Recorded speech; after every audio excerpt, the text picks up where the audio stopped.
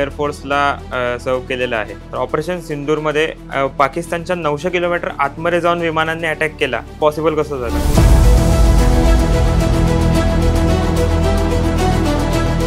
तू म्हणलास ना की 900 किलोमीटर आत गेलो. आपण 900 किलोमीटर वगैरे आत गेलेलो नाही. की आपल्या आर्मीच्या कुठल्याही जवानांनी इंटरनॅशनल बॉर्डर किंवा लाईन ऑफ कंट्रोल क्रॉस केलेली नाही.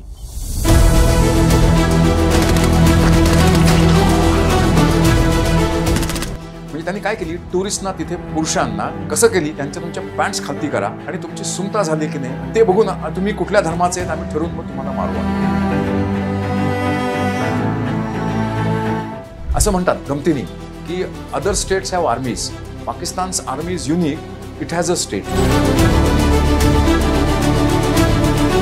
परंतु एक पाकिस्तानचा सोल्जर 10 हिंदुस्थानच्या सोल्जर्सना पुरेसा आहे आणि त्याला उत्तर काही नाही. त्याला म्हणजे आपण एवढं स्ट्रॉंग बनायचं की प्रत्येक वेळेला ते कुरापत काढतील त्याला आपण त्यांना ठोकत राहायचं. पहलगाममध्ये झालेला अतिरेकी हल्ला, त्यावर प्रत्युत्तर दिलेलं भारताचं ऑपरेशन सिंदूर, तसेच अख्ख्या जगात आत्ता सुरू असलेली युद्धाची परिस्थिती, रशिया, युक्रेन, गाझा असे अनेक देशांमध्ये जी युद्ध चालली आहेत त्याबद्दल आपल्याला खूप कमी माहिती असते. मीडिया आपल्यापर्यंत जे पोहोचवते तेवढंच आपण ऐकतो आणि त्यावरती विश्वास ठेवतो. ती माहिती कितपत खरी आहे हे आपण कधीच पडताळून बघत नाही. तर याच गोष्टींबद्दल बोलण्यासाठी आज आपल्याकडे गेस्ट म्हणून आले होते इंडियन एअरफोर्सचे retired air marshal Hemant Bhagwat. त्यांनी आपल्या ऑपरेशन सिंदूरबद्दलच्या भारताच्या भूमिकेबद्दल खूप गोष्टी सांगितल्या. भारताची विमाने सुद्धा त्यात पडली असतील का, आणि असतील तर त्यामागे टेक्निकल काय रिझन्स आहेत, अशा अनेक गोष्टी त्यांनी स्पष्ट केल्या. फक्त 300 फुटावरनं प्लेनमधनं पॅराशूट जम्प करणारा माणूस म्हणून ज्यांना ओळखलं जातं तेच आपले आजचे गेस्ट आहेत. आपला आजचा पॉडकास्ट हा शेवटपर्यंत नक्की बघा. आवडल्यास लाईक करा. कमेंटमध्ये तुमचे अभिप्राय नक्की कळवा, कारण ते अभिप्राय वाचूनच आम्हाला पुढचे व्हिडिओ बनवण्याची प्रेरणा मिळते. धन्यवाद.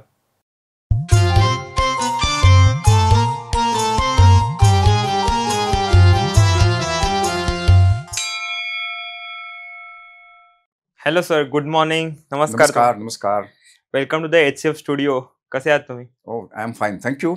आणि तुमच्या सर्व HCFच्या व्ह्युअर्ससाठी माझ्याकडनं नमस्कार. येस, आज आम्हालाही खूप प्राऊड फील होतोय की भारताचे रिटायर्ड एअर मार्शल आज आमच्यासमोर बसले स्टुडिओमध्ये. हो, थँक्स अ लॉट. येस, खूप प्राऊड फिलिंग आहे आमच्यासाठी. थँक्यू. तर आपण आपल्याकडे पहिल्या मुद्द्याकडे डायरेक्ट वळूयातच की तुम्ही इंडियन एअरफोर्समध्ये सर्व केले आहे. तर पहिल्यांदा तर इंडियन फोर्सेसमध्येच का गेलात आणि एअरफोर्सच का चूज केला? या प्रश्नाचं उत्तर थोडं लांब आहे. म्हणजे तुला गंमत वाटेल की माझं पहिलं इंटेन्शन एअरफोर्समध्ये जॉईन करायचं नव्हतं. मी थोडंसं एअरफोर्सवरती रिबाउंडवरती गेलो. म्हणजे कसं ते सांगतो तुला. मी 1978 मध्ये BSc केलं चिपळूणमधनं, DBJ कॉलेजमधनं. आणि त्याच वर्षी मी आर्मी जॉईन करण्यासाठी शॉर्ट सर्व्हिस कमिशन घेण्यासाठी UPSCची परीक्षा लिहिली आणि पहिल्या फटक्यात मी ती परीक्षा क्लिअर केली. त्याच्यानंतर मी अलाहाबादला आर्मीच्या सर्व्हिसेस सिलेक्शन बोर्डच्या इंटरव्ह्यूला गेलो. तोही पहिल्या फटक्यात क्लिअर केला. म्हणजे UPSC आणि SSB ही 2 ऑब्स्टॅकल्स मी पहिल्या फटक्यात क्लिअर केली. आणि मी टंबल डाऊन कुठे झालो माहिती आहे का, की मला आर्मीनी मेडिकली डाऊन केलं. आणि मग त्यामुळे मी थोडासा निराश झालो होतो. आणि ह्याच्यामध्ये प्रोसेसमध्ये माझं जवळजवळ 1 वर्ष गेलं BSc नंतर. मग मी पुण्याला आलो. पुण्याला ILS कॉलेजमध्ये ॲडमिशन घेतली, लॉ कॉलेजमध्ये. माझं लॉचं पण 1 वर्ष पहिलं झालेलं आहे. ओके. आणि कॉलेजमध्ये असताना मी क्रिकेट खेळायचो, बॅडमिंटन खेळायचो, कॉलेजच्या डिबेट टीममध्ये होतो. ते असे काही मित्र भेटले, ते एअरविंग NCCचे स्टुडंट्स होते. आणि त्यांनी मला ॲडवाईस केलं की आर्मीच्या आणि एअरफोर्सच्या मेडिकल स्टँडर्ड्समध्ये बराच फरक आहे. तू SSB क्लिअर केली आहेस तर एअरफोर्ससाठी का प्रयत्न करत नाहीस? मग मग थोडी माहिती काढायला सुरुवात केली. तर मला लक्षात आलं की एअरफोर्समध्ये मला कमिशन मिळेल, पण फ्लाईंग ब्रांचमध्ये मिळणार नाही, कारण माझ्या पाठीच्या कण्याला तो प्रॉब्लेम आहे. एकदा एका मेडिकल बोर्डने तुम्हाला रिजेक्ट केलं की साधारणपणे दुसरं मेडिकल बोर्ड तुम्हाला तो डिसिजन ओव्हररूल करून परत आत घेत नाही. मग म्हणून मी एअरफोर्समध्ये कमिशनसाठी ग्राउंड ड्युटीसाठी अप्लाय केलं. आणि मग मला एअरफोर्सच्या सर्व्हिसेस सिलेक्शन बोर्डला वाराणसीला जायला लागलं. मी तो पण पहिल्या फटक्यात SSBचा बोर्ड क्लिअर केला. आणि मग मेरिटवरती आल्यानंतर मला कॉल आला आणि मला थोडा डायलेमा होता. पण वडिलांनी म्हटलं, ठीक आहे, आता तुला जर युनिफॉर्म घालायची आवड होती, आर्मीचा जमत नाही, तर मग एअरफोर्सचा घाल. अशा पद्धतीने मी एअरफोर्समध्ये थोडासा रिबाउंडवरती गेलो. आणि तुला गंमत सांगतो की ज्या पाठीच्या कण्यासाठी मला आर्मीने रिजेक्ट केलं ना, त्याच पाठीच्या कण्यावरती मी जवळजवळ 2400च्या वरती पॅराशूटच्या जम्प्स केलेले आहेत, की तुमच्या पाठीवरती मॅक्सिमम लोड असतं. ओपनिंग शॉक असू दे, लँडिंग शॉक असू दे, किंवा विमानामध्ये तुम्ही 20 किलो पॅराशूट पाठीवरती घेऊन बसता. पण दॅट्स अ लॉंग स्टोरी. तुम्ही आता पॅराशूटकडे तुमच्या आलेलाच आहात, तर तुमच्या प्रोफाईलचा एक खूप मोठा रेकॉर्ड आहे. तुम्ही 300 फुटावरनं पॅराशूट जम्प केली आहे. होय. त्या एक्सपिरियन्स बद्दल काय सांगाल? कसं झालं माहितीये का, एक थोडी बॅकग्राऊंड पण सांगतो, की आपल्याकडे भारतामध्ये अशी व्यवस्था आहे, की भारताच्या आर्मीमध्ये म्हणजे इंडियन आर्मीमध्ये थलसेनेमध्ये ज्या एअरबॉर्न रेजिमेंट्स आहेत, त्या एअरबॉर्न रेजिमेंटचं पॅराशूटिंगचं ट्रेनिंग म्हणजे अगदी सगळ्यात सुरुवातीचं, आणि त्याच्यानंतर रिफ्रेशर ट्रेनिंग, आणि त्याच्यानंतर त्यांना ऑपरेशन्समध्ये कसं घेऊन जायचं, ही सगळी व्यवस्था एअरफोर्सकडे. आता ही व्यवस्था आपण रॉयल इंडियन एअरफोर्सच्या दिवसांपासून म्हणजे प्री 1947च्या ह्याच्यापासून एरापासून फॉलो करतोय. त्यामुळे एअरफोर्सचं एक स्पेशल युनिट आहे, पॅराट्रुपर्स ट्रेनिंग स्कूल, ते आग्र्यामध्ये आहे. आणि त्या युनिटमध्ये पॅराशूट जम्प इन्स्ट्रक्टर्स आहेत, पॅराशूट पॅकर्स आहेत, सेफ्टी इक्विपमेंट वर्कर्स म्हणतात ते आहेत, आणि आर्मीचे ट्रेनीज तिथे पॅराशूटच्या ट्रेनिंगसाठी येतात. अशी एकूण व्यवस्था आहे. तिथे मी एक पहिल्यांदी टेन्युअर, तिथे मी 2-3 टेन्युअर्स केली आहेत. त्यातली पहिली टेन्युअर्स मी तिथे सिंडिकेट ऑफिसर होतो, म्हणजे नॉर्मल स्टाफवरती होतो. म्हणजे तुला दुसऱ्या भाषेत सांगायचं तर मी शाळेमध्ये टीचर होतो. परंतु पुढे माझं शेवटचं जे टेन्युअर होतं तिथे मी त्यावेळेला चीफ इन्स्ट्रक्टर होतो, म्हणजे kind of a principal. Okay. आणि आर्म फोर्सेसमध्ये एक ट्रॅडिशन आहे की कुठलाही रिस्क घ्यायचा असेल तर ऑफिसर्सनी पहिल्यांदा रिस्क घ्यायचा. म्हणजे that is the quality of a leader, true leader. तर आम्हाला त्यावेळेला एक चॅलेंज आला होता, आव्हान होतं की आर्मीकडे अशी काही पॅराशूट्स होती ती अल्ट्रा लो लेवलवरती वापरली जाऊ शकतात, म्हणजे ती साधारणपणे 300 फुटावरती वापरली जाऊ शकतात. आता तुम्ही पॅराशूट थोडं त्याचं हे करतो, एक्सप्लेनेशन द्यायचा प्रयत्न करतो, म्हणजे आपल्या व्ह्युअर्सना त्याच्या टेक्निकल गोष्टी लक्षात येतील. की तुम्ही जेव्हा पॅराशूटिंग करता तेव्हा जेवढे वरती जाता जमिनीपासून तेवढे तुम्ही जास्त सेफ असता. कारण काय, तुम्हाला रिॲक्शन टाइम मिळतो. पण तुम्ही जेवढे खालती येता त्यावेळेला तुम्हाला रिॲक्शन टाइम कमी असतो. परंतु तुम्हाला युद्धजन्य परिस्थितीमध्ये जेव्हा पॅराट्रुपर्सना एनिमीच्या प्रदेशामध्ये सोडायचं असतं त्यावेळेला बाकीच्या बऱ्याच गोष्टींचं ध्यान ठेवायला लागतं. म्हणजे तुम्ही तुमचं विमान शत्रूच्या रडारवरती दिसता कामा नये, मग अल्ट्रा लो लेवल जायचं, आणि म्हणून ते पॅराशूट आर्मीकडे होतं. परंतु हे जे पॅराशूट होतं हे बाहेर विदेशी बनावटीचं होतं. त्या कंपनीने ते इंडियन आर्मीला दिलं, विकलं. परंतु त्याचं लाईव्ह डेमॉन्स्ट्रेशन 300 फुटावरून दाखवलं नाही. त्याचं मॅन्युअल म्हणते this is fit to be used at 300 feet above ground level.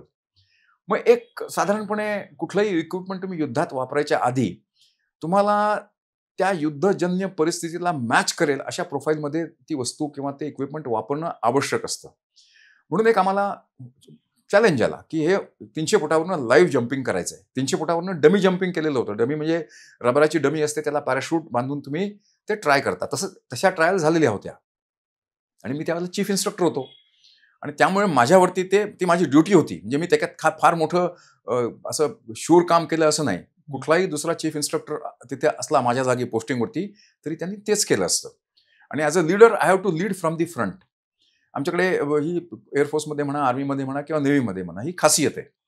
म्हणजे आपल्या बाहेर असताना लीडर्स, आपल्याकडे लिडरशिपचे डेफिनेशन सामाजिक क्षेत्रामध्ये, राजकीय क्षेत्रामध्ये, बाकीच्या सर्व क्षेत्रामध्ये वेगळ्या असतात. पण तो आर्म फोर्सेसची लिडरशिपची डेफिनेशन वेगळी आहे. आणि त्यामुळे मी 300 फुटावरून जम्प केली. आणि त्याची खासियत अशी आहे की तुम्ही उडी मारली, पहिले 2-3 सेकंद पॅराशूटला उडायला लागतात आणि पुढच्या 9-10 सेकंदामध्ये तुम्ही जमिनीवरती पोहोचता. त्या 300 फुटाच्या जम्पची बॅकग्राऊंड ही अशी आहे. मग तुम्ही आता सांगितलं की वेगवेगळे पॅराशूट वेगवेगळ्या हाईटवरनं जम्प करण्यासाठी असतात. मग 300 फुटावरनं जम्प करण्यासाठी पॅराशूटमध्ये काय वेगळं असतं? त्याच्यामध्ये ते डिझाईन करताना त्यांनी असं केलेलं असतं, त्याच्यामध्ये क्विक ओपनिंग डिव्हाइसेस असतात. म्हणजे क्विक म्हणजे त्या पॅराशूटला पॉकेट्स दिलेली असतात एक्स्ट्रा. नंतर पॅराशूटच्या पेरिफेरीला एक नेट दिलेलं असतं. म्हणजे कसं आहे की त्यांनी त्या डिझाईनमध्ये अशी काळजी घेतलेली असते की पॅराशूट उघडताना जे प्रॉब्लेम्स नॉर्मली येतात ते येऊ नयेत, त्याला प्रिएम्प्ट करायचा प्रयत्न केलेला असतो. आणि पॅराशूटिंग कसं आहे, थोडा म्हणजे कसा त्याच्यामध्ये इलेमेंट ऑफ चान्स आहे. It is an unnatural act. तुम्ही जेव्हा नॉर्मली सर्व्हिसेबल विमानातनं बाहेर जाता, पॅराशूट पूर्वी म्हणजे आमचे फायटर पायलट्स कधी वापरतात, विमान डिस्ट्रेसमध्ये असेल तर. परंतु एअरबॉर्न रेजिमेंटचे सोल्जर्स आहेत ते बाय डिझाईन पॅराशूट वापरतात, म्हणजे as a matter of their bread and butter. आणि त्यांना शिकवायची जबाबदारी आमच्यावरती होती. So you have to be an expert in that. तर डिझाईन करताना हे पॅराशूट असं करतात की तुम्हाला कुठल्या रोलसाठी पॅराशूट कशा पद्धतीने वापरायचं आहे ह्याच्यावरती तो डिझायनर पॅराशूटला डिझाईन करतो. त्याच्यामध्ये क्विक ओपनिंग स्लॉट्स आहेत, अँटी इन्व्हर्जन नेट आहे, त्या पॅराशूटचं डिझाईन कोनिकल आहे, थोडंसं बेल शेप्ड आहे. बाकीची आपली नॉर्मल पॅराशूट्स असतात जी आणखीन वरच्या हाईटवरनं वापरली जातात, त्यांचं डिझाईन थोडं वेगळं असतं. ते R&Dचं काम आहे.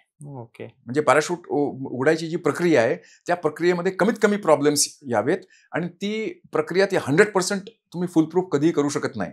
परंतु याला म्हणतात ना 99.99% ती फुलप्रूफ करायचा त्या डिझायनरचा प्रयत्न असतो. आणि साधारणपणे अशी डिझाईन आहेत, म्हणजे ऑपरेशनल आहेत आणि रिलायबल पण आहेत.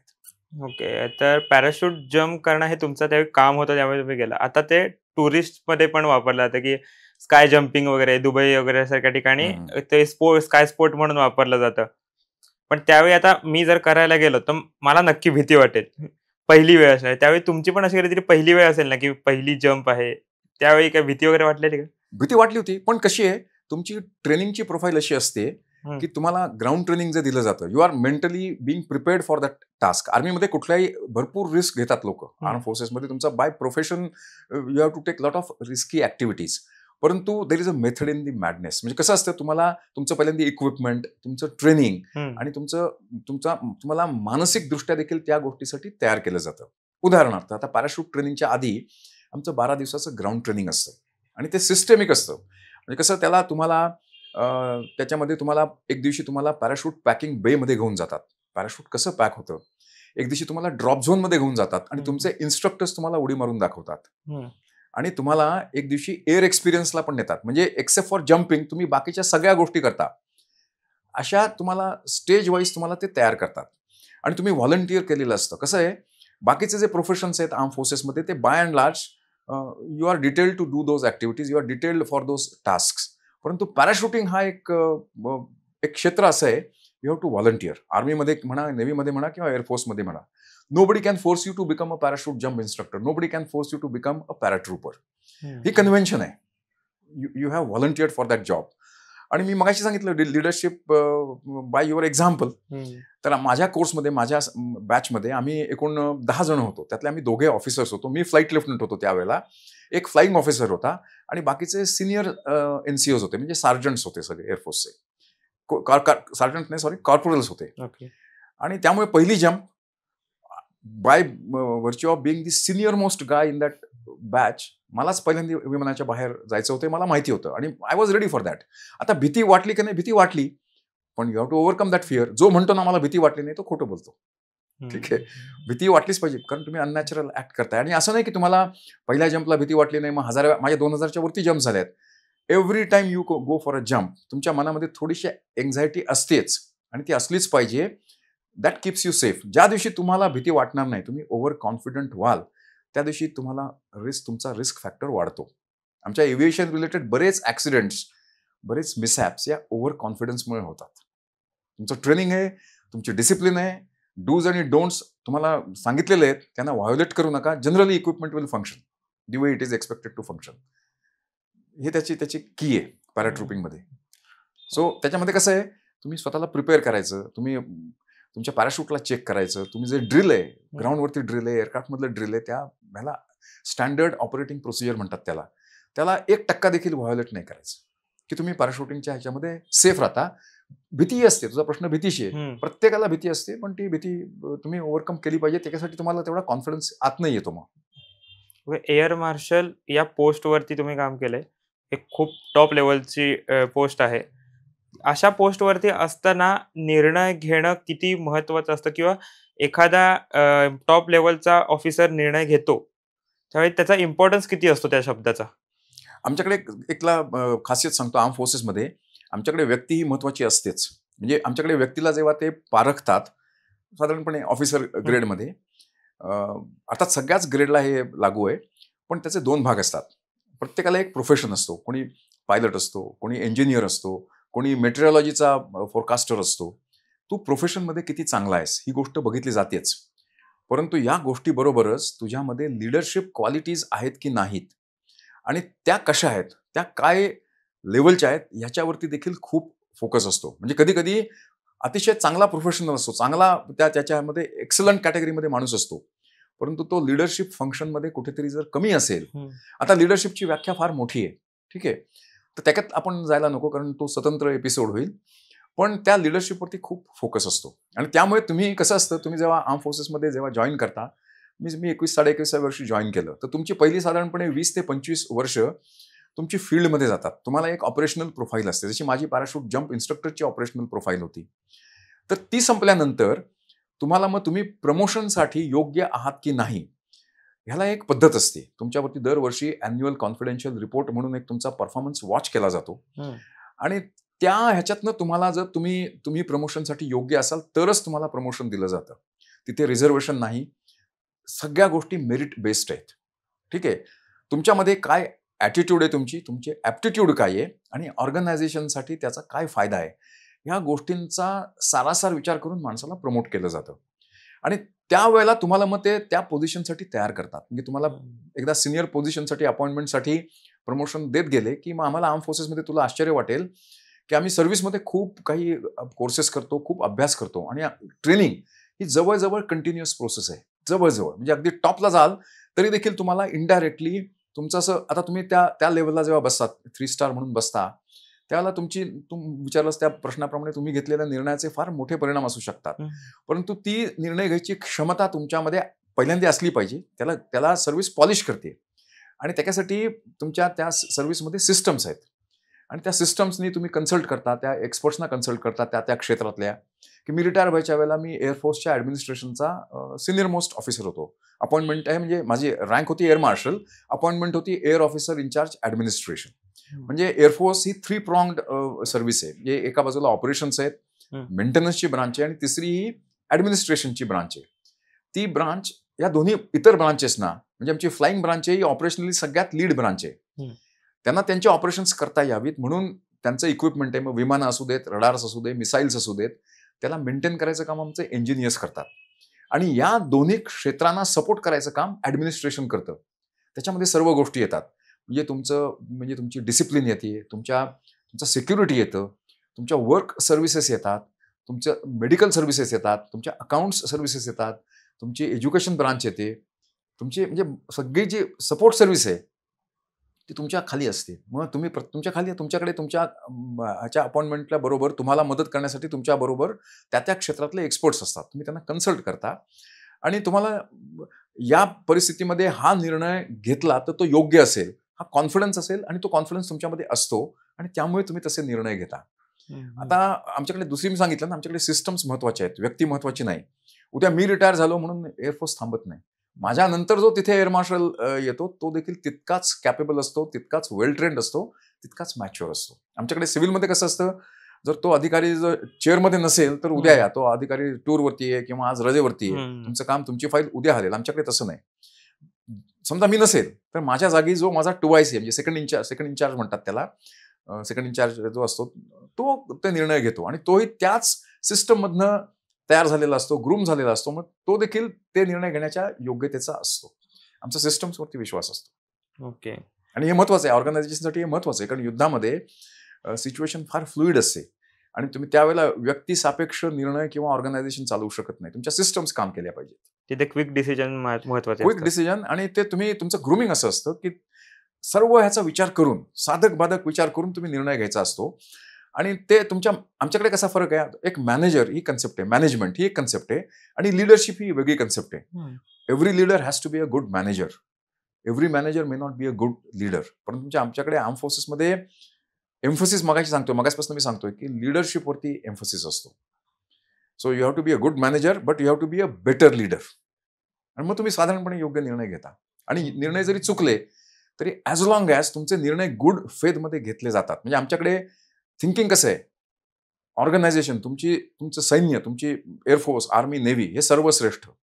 Organisation comes first. म्हणजे सगळ्यात त्याच्या आधी तुमचा देश, तुमचं राष्ट्र महत्वाचं, त्याच्यानंतर तुमची ऑर्गनायझेशन महत्वाची, तुमची रेजिमेंट किंवा तुमचा स्क्वॉड्रन महत्वाचा आणि त्याच्यानंतर तुमची पोझिशन, युअर इंडिव्हिज्युअल इम्पॉर्टन्स, त्या गोष्टी मागून येतात. आणि ही आहे ना विचार करायची पद्धती आहे, त्यामुळे ह्याची पद्धती तुमच्यामध्ये रुजलेली असेल आणि तुम्ही जर गुड फेथमध्ये निर्णय घेत असाल तर तुमचे निर्णय 99% चुकत नाहीत. ओके. आता आपण वळूया आपल्या पॉडकास्टच्या मेन मुद्द्याकडे, ऑपरेशन सिंदूर. ओके. ज्यावेळेला आपण खरं बोलणार होतो. तुम्ही एअरफोर्सला सर्व्ह केलेलं आहे. तर ऑपरेशन सिंदूरमध्ये विमानांचाच मेन वापर केला गेला होता. तर ॲक्च्युअली एअरफोर्सचा कसा वापर केला गेला? पाकिस्तानच्या 900 किलोमीटर आतमध्ये जाऊन विमानांनी अटॅक केला आणि काहीच वेळामध्ये 9 बेस डिस्ट्रॉय केले. पॉसिबल कसं झालं? आता तू म्हणजे त्याला पंडोराज बॉक्स म्हणतात ना, तशी उघडलेली आहेस. म्हणजे कसं आहे की हे ऑपरेशन सिंदूर फक्त 88 तास टिकलं. जर आपण स्वतंत्र भारताचा इतिहास बघितला तर आपल्या जवळजवळ 6 लढाया झालेल्या आहेत, मोठ्या लढाया. म्हणजे 1947-48 पासून सुरू केलं. 62ची चीनची लढाई, 65ची पाकिस्तान बरोबरची लढाई, 71चं बांगलादेशच्या निर्मितीचं युद्ध. त्याच्यानंतर आपल्याला साधारणपणे ज्याचा विसर होतो ते श्रीलंकेमधलं, त्याला आपण पीस कीपिंग ऑपरेशन म्हणतो. त्या ऑपरेशनमध्ये आपले 1400 सैनिक मारले गेले होते. लक्षात ठेवलं, म्हणजे मारले गेले होते म्हणण्यापेक्षा वीरगतीला प्राप्त झालेले होते. त्याच्यानंतर कारगिल 1999 मध्ये, त्याच्यामध्ये आपले 550 सैनिक जवळजवळ वीरगतीला प्राप्त झाले. मी सैनिक म्हणतो त्याच्यात सगळे आले, आर्मी, नेव्ही, एअरफोर्स सगळे आले. या 6 युद्धांच्या पार्श्वभूमीवरती ऑपरेशन सिंदूर एक फार छोटीशी चकमक होती. फक्त 88 तास चालली. परंतु ह्याला बरेच पैलू आहेत. एकतर नुकतीच घडलेली आहे, म्हणजे त्याला बेअरली 2 महिने झालेले आहेत. त्यामुळे आपल्या सगळ्यांच्या मनामध्ये ती घटना खूप फ्रेश आहे. ठीक आहे. आता त्याच्यात गव्हर्नमेंटने निर्णय काय घेतलं? तू म्हटलास ना की 900 किलोमीटर आत गेलो. आपण 900 किलोमीटर वगैरे आत गेलेलो नाही. त्यातला ऑपरेशन सिंदूरची एक खासियत अशी होती की आपल्या आर्मीच्या कुठल्याही जवानांनी इंटरनॅशनल बॉर्डर किंवा लाईन ऑफ कंट्रोल क्रॉस केलेली नाही. भारताच्या कुठल्याही विमानाने पाकिस्तानच्या एअरस्पेसमध्ये, ज्याला इनग्रेस म्हणतात तसा, किंवा पदार्पण केलेलं नाही. सगळ्या ऍक्टिव्हिटीज इंडियन एअरफोर्सच्या या आपल्या एअरस्पेसमध्ये राहून केल्या गेलेल्या आहेत. पण त्याची खासियत काय? पहिल्या दिवशी जे ऑपरेशन झालं, पहिल्या दिवशी जे आपण टेररिस्टच्या त्या मुरिदके असू दे, ते कोटली असू दे किंवा बहावलपूर असू दे, म्हणजे या 3 टेररिस्ट जे आहेत ना, LET, लष्कर ए तैयबा, हिजबुल मुजाहिदीन आणि म्हणजे माथेफिरू लोक आहेत, ते उघडपणे त्यांचे तिथे इन्फ्रास्ट्रक्चर होतं. म्हणजे ते बऱ्याच बाकीच्या पण गोष्टी करतात, म्हणजे टेररिझम तर करतातच, LET, HEM आणि HM वगैरे. परंतु त्याच्याबरोबर ते बऱ्याच चॅरिटी त्या गोष्टी पण करतात. शिक्षण क्षेत्रामध्ये, वैद्यकीय क्षेत्रामध्ये त्यांचं काम आहे. त्यामुळे उघडपणे, म्हणजे मुरिदकेसारख्या जागी LETचं हेडक्वार्टर आहे, बिल्डिंग आहे. बहावलपूरमध्ये जैश ए मोहम्मदचं हे आहे, हिजबुल मुजाहिदीनचं कोटलीमध्ये आहे. म्हणजे ते आपल्याला माहिती होतं की इन्फ्रास्ट्रक्चर इथे आहे. आणि याला नष्ट करण्यासाठी गव्हर्नमेंटनी एअरफोर्सची स्ट्राईक आर्म म्हणून निवड केलं. म्हणजे युद्ध कशा पद्धतीने करायचं ह्याच्या पूर्ण डायरेक्शन्स म्हणजे ऑपरेशनल फ्रीडम आर्म फोर्सेसना असतं. परंतु काही जे टॉप लेवलचे पॉलिसी डिसिजन्स असतात ते आपल्याकडे राजकीय नेतृत्व घेतं. तशी लोकशाहीमध्ये व्यवस्था आहे. तर ऑपरेशन सिंदूरमध्ये आपण पहिल्या दिवशी, पहिल्या रात्री ज्यावेळेला हल्ला केला 5 आणि 6च्या रात्री, त्यावेळेला आपण एअरफोर्सचा प्रॉमिनंटली वापर केला, म्हणजे एअरफोर्सच्या विमानांचा. पण आपण काय केलं त्यावेळेला, नुसता फक्त एअरफोर्सनीच हल्ला केला असं नाही, आर्मीची जी लॉंग रेंज आर्टिलरी आहे त्याचा देखील वापर केला गेला. ठीक आहे. त्यातली जी पहिल्या रात्री आपण जी टेररिस्ट टार्गेट्स एंगेज केली, त्याच्यामध्ये एअरफोर्सच्या विमानांच्या बरोबर आर्मीची लॉंग रेंज आर्टिलरी आहे, सरफेस टू सरफेस मिसाईल्स आहेत, ब्रह्मोस, म्हणजे सगळ्या प्रकारची मिसाईल्स पण वापरली गेली. फक्त क्रायटेरिया काय होती, म्हणजे कंडिशन काय होती, त्यावेळेला आपण पाकिस्तानच्या कुठल्याही मिलिटरी इन्स्टॉलेशनवरती हल्ला केलेला नव्हता. पहिल्या दिवशी आपण फक्त टेररिस्ट ठिकाणांवरतीच हल्ला केलेला होता आणि त्याच्यासाठी स्ट्राईक आर्म किंवा स्वॉर्ड आर्म म्हणून त्या ऑपरेशनसाठी एअरफोर्सची निवड केलेली होती. आणि मग एअरफोर्सला पूर्ण ऑपरेशनल फ्रीडम होतं. कुठलं विमान वापरायचं, कुठलं एअर टू ग्राउंड मिसाईल वापरायचं, काय कॉम्बिनेशनमध्ये वापरायचं, ते करण्याचा पुरं स्वातंत्र्य एअरफोर्सला होतं, आर्म फोर्सेसना होतं. ही त्याची ऑपरेशन सिंदूरची बॅकग्राऊंड आहे. आता त्याचे अनेक पैलू आहेत. तुला म्हणजे आपण स्टेप बाय स्टेप जाऊया. म्हणजे हे पहिल्या रात्रीसाठी आहे. पहिल्या रात्री आपला लिमिटेड रोल होता की टेररिस्टच्या ठिकाणांना नष्ट करायचं. आणि आपण काय उगाच पाकिस्तानवरती हल्ला केलेला नाही. त्याला सगळ्यांना माहिती आहे, आपल्या म्हणजे जगाला माहिती आहे की पहलगाममध्ये जे हत्याकांड झालं, काश्मीरमध्ये 1989 पासून टेररिस्ट अटॅक हे नॉर्मल गोष्ट आहे. परंतु साधारणपणे हे अटॅक्स हे आर्म फोर्सेसच्या ठिकाणावरती होतात, आर्म फोर्सेसच्या सोल्जर्सवरती होतात, आपली पॅरामिलिटरी बरीच आहे त्यांच्यावरती होतात, JNKच्या पोलीस फोर्सेसवरती होतात. परंतु पहलगामचा हल्ला कसा होता, त्याच्या पाठीमागे गेला विशियस म्हणजे एक रानटीपणा म्हणतात तसा होता. म्हणजे त्यांनी काय केली, टुरिस्टना तिथे पुरुषांना कसं केली, तुमच्या पॅन्ट्स खालती करा आणि तुमची सुमता झाली की नाही ते बघून तुम्ही कुठल्या धर्माचे आहेत आम्ही ठरवून मग तुम्हाला मारू आम्ही. म्हणजे दिस इज म्हणजे बार्बारिझम ऑफ दी वर्स्ट काइंड असं म्हणता येईल. म्हणजे आजकालच्या 21व्या शतकामध्ये हे अपेक्षित नाही, परंतु असं घडत नाही का? घडतं. 7 ऑक्टोबरला हमासनी जे इस्रायलमध्ये केलं ती अमानुषता याच लेवलची होती. तर हा जो पहलगामचा अटॅक होता 22 एप्रिलचा, या अटॅकमध्ये या पद्धतीने फक्त त्या 26 लोकांना मारलेलं नाही, तो पुऱ्या भारत या राष्ट्राच्या अस्मितेवरती एक प्रकारे इनडायरेक्टली हल्ला होता. आणि ऑपरेशन सिंदूर बद्दल बरंच लिहिलं गेलं आहे वर्तमानपत्रामध्ये, टीव्हीमध्ये. पण मी एक त्याची खासियत सांगतो. एक पैलू आहे त्याचा. तू प्रश्न पण विचारत जा, पण मी हा एक पैलू सांगतो मग मी थांबतो, की पाकिस्ताननी ही गोष्ट का घडवून आणली ह्याच्यावरती पण आपण थोडा विचार केला पाहिजे. कारण कुठलीही चकमक असते, कुठलंही ऑपरेशन असतं, त्याला एक वरच्या लेवलला बॅकग्राऊंड असते. ठीक आहे. तर या पहलगामच्या हल्ल्याच्या पाठीमागे पाकिस्तानच्या आर्मीचा काय हेतू होता, त्याचा हेतू आपण लक्षात घेतला पाहिजे. पाकिस्तानच्या आर्मीने हे का घडवून आणलं? हेतू काय होता माहितीये का? की पाकिस्तानच्या राष्ट्राकडे तू बघितलंस तर गेले 3-4 वर्ष पाकिस्तानची आर्मी आहे, तिची थोडीशी अधोगती, थोडीशी म्हणण्यापेक्षा बरीच मोठी अधोगती व्हायला लागलेली होती. इनफॅक्ट त्यांची छितू होत होती. म्हणजे त्यांनी इम्रान खान ज्यावेळेला पहिल्यांदा पंतप्रधान बनला, तो आर्मीच्या सपोर्टनी बनला. पण पुढे आर्मीचं इम्रान खानचं जमलं नाही, म्हणून आर्मीने त्याला डच्चू दिला. आता तो तुरुंगात आहे. परंतु तिथे पाकिस्तानमध्ये बरेच प्रॉब्लेम्स आहेत. तिथे एथनिक कन्फ्लिक्ट आहेत. म्हणजे Baloch versus Punjabis versus Sindhis, Pathans versus Punjabis, हे एथनिक क्लॅशेस तिथे आहेत. नंतर पाकिस्तानची इकॉनॉमी रसातळाला गेलेली आहे. म्हणजे ते बेग बारो या पद्धतीने ते राष्ट्र चालतं. आणि असं असलं तरी पाकिस्तानची आर्मी, लक्षात घे, पाकिस्तानच्या इतिहासामध्ये बघितलंस तर निम्म्या वेळेला पाकिस्तानच्या आर्मीने तिथे राज्य केलेलं आहे. अयूब खान असू दे, याया खान असू दे, झिया असू दे किंवा मुशरफ असू दे, 30-35-40 वर्ष पाकिस्तानच्या आर्मीचं तिथे राज्य होतं. परंतु पाकिस्तानची आर्मी बलुचिस्तानमध्ये आणि नॉर्थ वेस्ट फ्रंटियर प्रोव्हिन्सेस म्हणजे खैबर पख्तुनवा म्हणतो, तिथे गेले 2-3 वर्ष भरपूर मार खाती आहे. आणि त्यामुळे मग लाहोरच्या त्या कोर कमांडरच्या घरावरती जेव्हा हल्ला झाला होता, आपण ती बातमी वाचली असेल. ही न भूतो न भविष्यती अशी घटना पाकिस्तानच्या राष्ट्राच्या जीवनामध्ये घडली, पाकिस्तानच्या आर्मीच्या जीवनामध्ये घडली. असं म्हणतात गमतीने की other states have आर्मीज, Pakistan's army is unique, it has a state.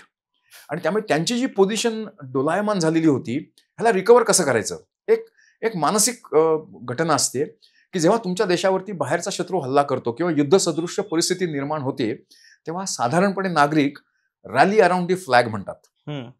त्या पद्धतीने तुमच्या मग अंतर्गत काय कलह असतील ते विसरता. म्हणजे कौरव पांडव आम्ही 105 एकत्र आहोत असं ह्यांनी सांगितलं, धर्मराज यांनी सांगितलं. इराणची लेटेस्ट उदाहरण घे.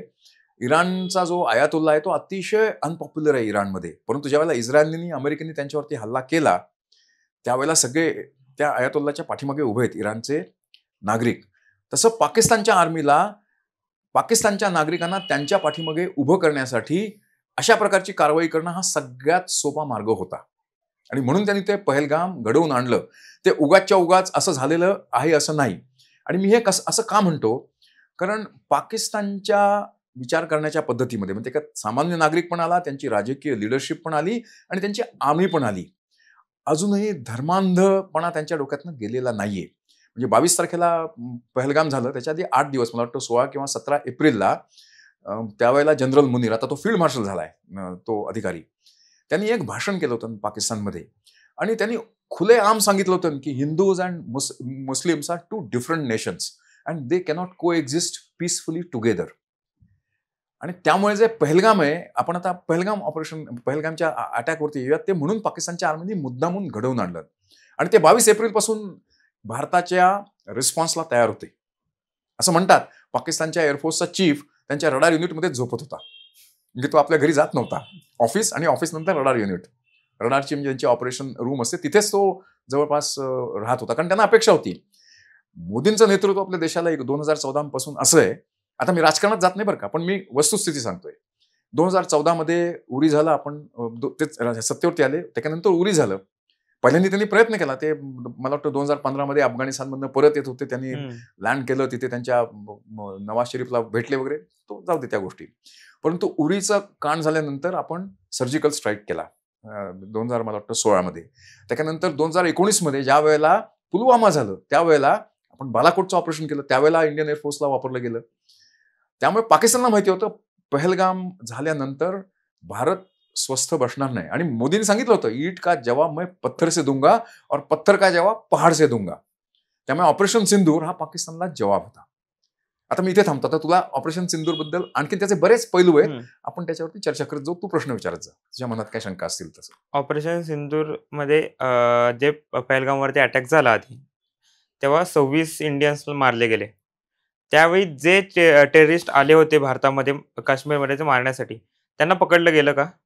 आता जर आपल्या कसं आहे, परवा म्हणजे 8 दिवसांपूर्वी म्हणजे हा जो पार्लमेंटचा सेशन चालू होता, त्याच्या चालू आहे मला वाटतं आता, त्या ह्याच्यामधल्या बिहारमधल्या त्या स्पेशल जो रिव्ह्यू चाललाय त्याच्यामुळे गोंधळ चाललेला आहे. परंतु जेव्हा सिंदूरवरती आपल्या लोकसभे आणि राज्यसभेमध्ये चर्चा झाली, त्याचं उत्तर देताना आपल्या गृहमंत्र्यांनी सांगितलंय की जे 3 टेररिस्ट 4 पॅरा SF लोकांनी मारले, पॅराशूट रेजिमेंटच्या लोकांनी मारले स्पेशल फोर्सेसने, त्यातले डायरेक्टली किंवा इनडायरेक्टली त्या ऑपरेशन म्हणजे पहलगाम मधल्या हत्याकांडासाठी जबाबदार होते. आता कसं आहे, ते झालं ह्याला 22 एप्रिलला, आत्ता हे त्यांना मारलंय आत्ता याच्यामध्ये जुलैच्या शेवटच्या आठवड्यामध्ये. तर एक्झॅक्टली ते पण त्यांचं जे ह्याचं हे म्हणतात ना की ज्या पद्धतीने ज्या गोळ्या वापरल्या गेल्या त्याचं त्यांनी मॅच केलंय.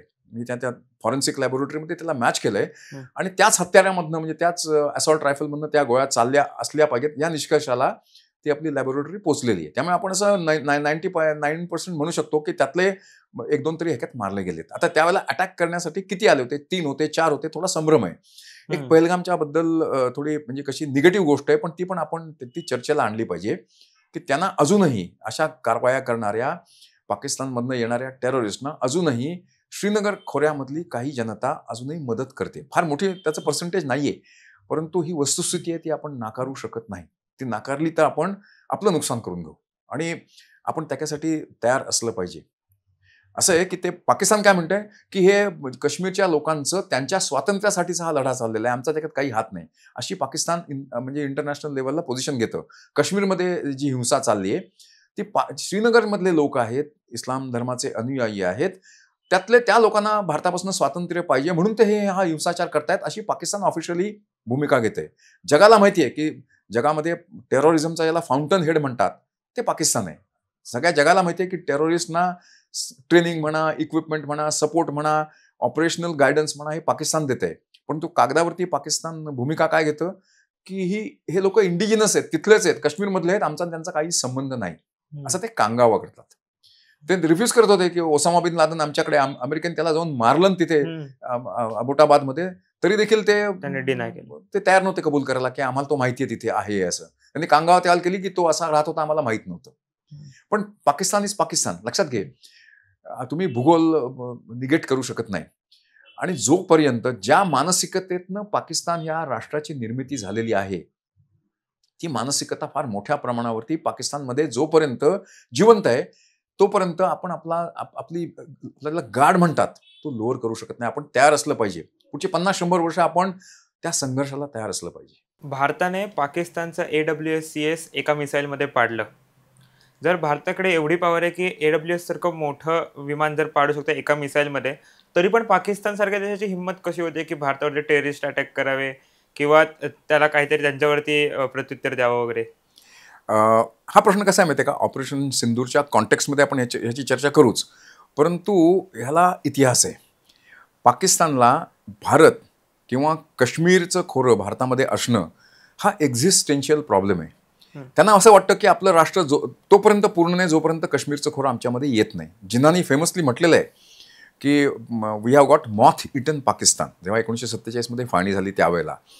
त्यामुळे भारतीय म्हणजे भारतीय माणसाबद्दल, भारतीय देशाबद्दल द्वेष, असूया किंवा हेट्रेड ही त्यांच्या रक्तामध्ये, त्यांची शिक्षण व्यवस्थाच अशी आहे की त्या शिक्षण व्यवस्थेमध्ये त्यांचा इतिहास हा म्हणजे 8व्या शतकापासून चालू होतो. त्या स्वाऱ्या अरबस्थानामधनं स्वाऱ्या आल्या, अफगाणिस्तानमधनं आल्या, सेंट्रल एशियामधनं आल्या, पर्शियामधनं आल्या. त्यांना भारताच्या त्याच्या आधीच्या इतिहासाशी देणं घेणं नाही आहे. म्हणजे त्यांची जी मानसिकता आहे ना ती भारत द्वेषाची आहे. आणि दुर्दैवाची गोष्ट आहे की आज माणसाच्या जीवनामध्ये टेक्नॉलॉजी फार मोठ्या प्रमाणावरती आलेली आहे, मॉडर्निटी आलेली आहे, परंतु ते होऊ नये असं नाही की पाकिस्तानमध्ये हुशार लोक किंवा इंटेलिजंट लोक नाही आहेत, परंतु हा भारत द्वेष त्यांच्या सिस्टममधनं जात नाही आहे. आणि त्यामुळे ते पडले तरी आपल्याबरोबर लढाई करत राहतील. आपण 1971 त्यांना उभा चिरला. बांगलादेशी ज्यावेळेला आपण निर्मिती केली, पण त्याच्यानंतर भुट्टोनी स्टेटमेंट काय केली, आम्हाला जरी गवत खायला लागलं तरी चालेल, will eat grass but will have a nuclear weapon. ही दुश्मनी त्यांच्यामध्ये आहे. आणि त्यांच्यामध्ये एक थोडा सायकोलॉजिकल पण प्रॉब्लेम आहे. त्यांना असं वाटतं की ते सुपिरियर आहेत आपल्याला, रेशियली किंवा ॲज ह्युमन मटेरियल ते आपल्याला सुपेरियर आहेत, असे त्यांची एक खोळी भावना आहे. म्हणजे ती त्यांची गैरसमजूत आहे. परंतु एक पाकिस्तानचा सोल्जर 10 हिंदुस्थानच्या सोल्जर्सना पुरेसा आहे वगैरे, त्यांना म्हणजे त्यांची सायकी अशी आहे त्यांची. आणि त्याला उत्तर काही नाही. त्याला म्हणजे आपण एवढं स्ट्रॉंग बनायचं की प्रत्येक वेळेला ते कुरापत काढतील त्यावेळेला आपण त्यांना ठोकत राहायचं. ठीक आहे. ऑपरेशन सिंदूरमध्ये आता आपण ऑपरेशन सिंदूरच्या पैलूवरती येऊया की आपण त्यांचं विमान एका मिसाईलनी पाडलं. आता तू लक्षात घे की ऑपरेशन सिंदूर कसं प्रोग्रेस झालं. पहिल्या दिवशी आपण फक्त त्यांच्या टेररिस्ट इन्फ्रास्ट्रक्चरवरती हल्ले केले होते आणि आपण त्यांच्या बऱ्याच टेररिस्टनं त्या हल्ल्यामध्ये यमगतीला पाठवलेलं आहे. ठीक आहे. आणि त्याच्यानंतर आपण पाकिस्तानला ऑफिशियली म्हणजे आपल्या DGMOनी त्यांच्या DGMOला सांगितलं होतं की भारताला हे युद्ध आणखीन पसरवण्यामध्ये इंटरेस्ट नाही आहे. आम्हाला टार्गेट होतं टेररिस्ट इन्फ्रास्ट्रक्चर आणि टेररिस्ट. आम्ही पहलगामचा सूड घेतलेला आहे. त्याच्यानंतर पाकिस्ताननी तसं गप्प बसायला पाहिजे होतं, पण पाकिस्तानने काय केलं, त्याला एस्केलेशन लॅडर असते युद्धामध्ये. आपण काही करतो, शत्रू काही करतो. पाकिस्तानने ती लॅडर एस्केलेट केली. त्यांनी काय केलं, पुढच्या 7-8 तारखेला आपल्या पूर्ण IB-वरती LOC-वरती त्यांनी भरपूर मोठा हल्ला केला. ड्रोनचा अटॅक होता, त्यांनी पण सरफेस टू सरफेस मिसाईल पाठवली, त्यांनी एअर टू ग्राउंड मिसाईल्स पाठवली. त्यांनी मिलिटरी इन्स्टॉलेशनवरती हल्ला करायचा प्रयत्न केला आणि तो आपण फार यशस्वीरित्या म्हणजे त्याला नष्ट केलं. त्यांच्या हल्ल्याला बिलकुल नामशेष केलं. म्हणजे आपलं ते काही नुकसान करू शकले नाहीत. थोडं छोटं मोठं नुकसान झालं, पण त्यांनी क्लेम केलं की आम्ही आदमपूरला असलेली एअरफोर्सची S-400चं युनिट नष्ट केलं वगैरे फालतूपणा त्यांनी करायचा प्रयत्न केला. याला मिसइन्फॉर्मेशन किंवा इन्फॉर्मेशन वॉरफेअर म्हणतात, ते त्यांनी करायचा प्रयत्न केला. पण त्यांना माहिती होतं की त्यांचा जो हल्ला होता भारतावरचा तो निष्प्रभ झालेला आहे. परंतु त्यांनी एक लॅडर एस्केलेट केलेली होती आणि मग भारताने ठरवलं की आता ह्याचा आपण प्रत्युत्तर द्यायचं. कारण मोदींचं म्हणजे हे काय आहे, ईट का जेव्हा पत्थर का जेव्हा पहाड से. आणि मग आपण ते 9 आणि 10च्या रात्री त्यांच्यावरती तो हल्ला केला. आता मिसाईलने आपली S-400 मिसाईल जी प्रणाली आहे ना, S-400 म्हणजे काय, 400 किलोमीटरवरचं टार्गेट आपण ग्राउंडवरनं एंगेज करू शकतो. ठीक आहे. आणि आपण ते एंगेज केलं, त्यांनी ती चुकी केली, ते विमान आपल्या राडारवरती दिसलं आणि आपण त्याला नष्ट केलं. तो टॅक्टिकल एक भाग झाला. आपण 9-10च्या रात्रीला काय केलं, तर पाकिस्तानची पुरी जी एअरफोर्स आहे ना, उत्तरेकडून दक्षिणेकडे ज्या एस्टॅब्लिशमेंट आहेत त्यांच्यावरती चौफेर हल्ला चढवला. आणि त्या हल्ल्यामध्ये त्यांचं बरंच नुकसान केलं. म्हणजे असं म्हणतात की पाकिस्तानचं जवळजवळ 20% एअरफोर्सचं इन्फ्रास्ट्रक्चर आपण नष्ट तरी केलं किंवा त्याला फार मोठी क्षती पोचवली. आणि त्यामुळे पाकिस्तानच्या लक्षात आलं, अरे आपण जर हे युद्ध आणखीन वाढवलं, लेने के देने पड जाएंगे. म्हणून तो मग पाकिस्तानचा DGMO तो 10 तारखेला सारखा, मग त्यांनी अमेरिकेतनं पण प्रयत्न केला, त्यांचा DGMO सारखा लाईनवरती येत होता. आणि मग आपण 10 तारखेला संध्याकाळी ठीक आहे, आम्हाला जे करायचं होतं ते आम्ही केलं. आपण त्यांच्या उत्तरेकडल्या स्कार्डूपासून तिकडे सिंधमधल्या बोलारी एअर फोर्सच्या स्टेशनपर्यंत हल्ला केला, सरगोदावरती हल्ला केला. त्यांच्या नूर खान म्हणजे पाकिस्तानच्या रावळपिंडी हे त्यांचं GHQ आहे, म्हणजे इस्लामाबादी त्यांची राजकीय राजधानी आहे. आणि पाकिस्तानच्या आर्मीचं हेडक्वार्टर त्याला रावळपिंडी म्हणतात. तिथनं 4 किलोमीटरवरती नूर खान म्हणजे त्या जुना चकलाला एअरबेस, त्या बेसवरती त्यांचं कमांड आणि कंट्रोल स्ट्रक्चर होतं, त्याला नष्ट केलं. म्हणजे जे कमांड आणि कंट्रोल स्ट्रक्चर पाकिस्तानच्या पुऱ्या ह्याच्यासाठी अत्यंत महत्त्वाचं होतं. आणि ते त्यांचे जे स्ट्रॅटेजिक फोर्सेस म्हणजे तुमची अण्वस्त्र आहेत, त्याचा कंट्रोल देखील तिथनं त्यांची करायची त्यांची म्हणजे प्लॅनिंग होतं, त्यांची व्यवस्था होती. आणि याची खासियत काय माहिती, हे जे कमांड आणि कंट्रोल सेंटर आहे नूरखान एअरबेसमध्ये, पाकिस्तानच्या आर्मीच्या हेडक्वार्टरपासून ते जवळजवळ 4 किलोमीटर अंतरावरती आहे. त्यांनी एक स्पेशल रोड तयार केला आहे, म्हणजे कुठनं रावळपिंडी टू नूरखान एअरबेस. त्या रोडवरती बाकी कोणालाही परमिशन नाही, फक्त ते पाकिस्तानची आर्मीच तो रोड वापरू शकते. इतकं महत्त्वाचं ठिकाण आपण त्या 9 आणि 10 तारखेच्या रात्री नष्ट केलं. आणि मग त्यांना त्यांचे डोळे उघडले आणि म्हणून ते पहिल्यांदा अमेरिकेकडे गेले. अमेरिकेने आपल्यावरती प्रेशर आणायचा प्रयत्न केला, त्यांचा DGMO विनंती केलं, मग आपण त्याला हे केलं. आणि आपल्याला भारताला हे अमर्यादित असं युद्ध करायची आपली पॉलिसीच नव्हती. आपल्याला त्यांच्या टेररिस्टना ठोकायचं होतं आणि त्यांना मेसेज द्यायचा होता, पाकिस्तान या पुऱ्या राष्ट्राला मेसेज द्यायचा होता की तुम्ही आमची जर कुरापत काढत. भारताचा इतिहास तसा बघितलात ना टेररिझमच्या बाबतीत, तर तसा चांगला नाही आहे. चांगला नाही आहे म्हणजे कसं, आपण ते मारत गेले, आपण मार खात गेलो. क्रूडली म्हणजे अतिशय ह्यानी बोलतोय. 26/11चा हल्ला झाला मुंबईमध्ये. आपण काय केलं? आमचं त्यावेळेचे एअरफोर्सचे चीफ मेजर साहेब त्यांनी सांगितलं, आता रिटायर झाल्यानंतर सांगितलं की आम्ही त्यावेळेला ते chairman chiefs of staff committee होते, आम्ही तिघही तयार होतो, म्हणजे आर्मी नेव्ही एअरफोर्स पाकिस्तानला धडा शिकवण्यासाठी त्यावेळेला पण तयार होती. परंतु आपण राष्ट्रीय नेतृत्व त्यावेळेला त्यांचे विचार करायची पद्धती वेगळी होती, त्यांनी ते केलं नाही. आम्ही पक्षाला कुठला दोष देतोय असं नाही. पुढे जेव्हा डिसेंबर 2001मध्ये आपल्या पार्लमेंटवरती अटॅक झाला, त्यावेळेला देखील वाजपेयींनी पुऱ्या आर्म फोर्सेसना मोबिलाइज केलं होतं. त्यावेळेला मी आर्मीमध्ये होतो, विंग कमांडर होतो. त्यावेळेला आम्ही 3-4 महिने मोबिलाइज्ड होतो. परंतु तेव्हा देखील आपण पाकिस्तानवरती हल्ला केला नाही.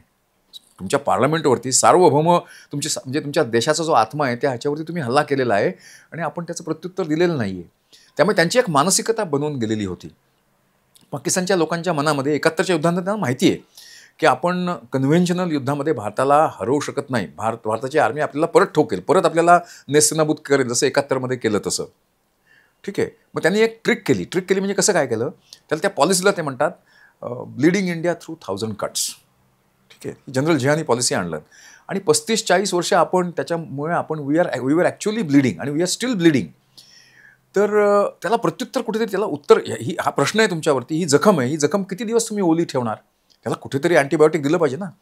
ऑपरेशन सिंदूरमध्ये मोदींनी ह्याला प्रत्युत्तर दिलं की ह्याच्या पुढे जर तुम्ही टेररिझम केलं तर आम्ही युनायटेड नेशनला खलिते पाठवणं किंवा पुरावा गोळा करणं आणि लिगल प्रोसेसेस त्या आपल्या जागी आहेत. परंतु आम्ही तुम्हाला कायनेटिक उत्तर देऊ, म्हणजे तुम्ही हिंसाचार केलात तर आम्ही we will talk with you the language of violence. हे आता त्यांना कसं आहे, आपल्याला थोडंसं आपली संस्कृती थोडी वेगळी आहे. आपण अभिमानाने सांगतो की आम्ही कुठल्याही इतरांच्यावरती हल्ला केलेला नाही, कोणालाही पादाक्रांत केलेलं नाही. परंतु ह्या गोष्टींना देखील एक थोडा पर्स्पेक्टिव्ह ठेवला पाहिजे. तुमचा शत्रू कोण आहे? तुम्ही थोडं स्ट्रॅटेजिक कल्चर आपल्या विचार करायच्या पद्धतीमध्ये आणलं पाहिजे. तुमचा शत्रू कोण आहे, तो कशा पद्धतीने विचार करतो, त्या शत्रूची ताकद कुठे आहे, त्याचा विकनेस कुठे आहे, आपली स्वतःची ताकद काय आहे, आपला विकनेस काय आहे, याचं पण भान ठेवलं पाहिजे.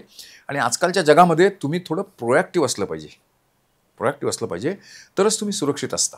आणि ते स्ट्रॅटेजिक कल्चर या ऑपरेशन सिंदूरमुळे भारतीय माणसाच्या विचार करायच्या पद्धतीमध्ये येणार आहे. ही अत्यंत पॉझिटिव्ह आणि चांगली गोष्ट आहे. तर ऑपरेशन सिंदूरमध्ये आपण पाकिस्तानवरती अटॅक करून त्यांचे खूप बेसेस डिस्ट्रॉय केले, आपल्याला सगळं समजलं.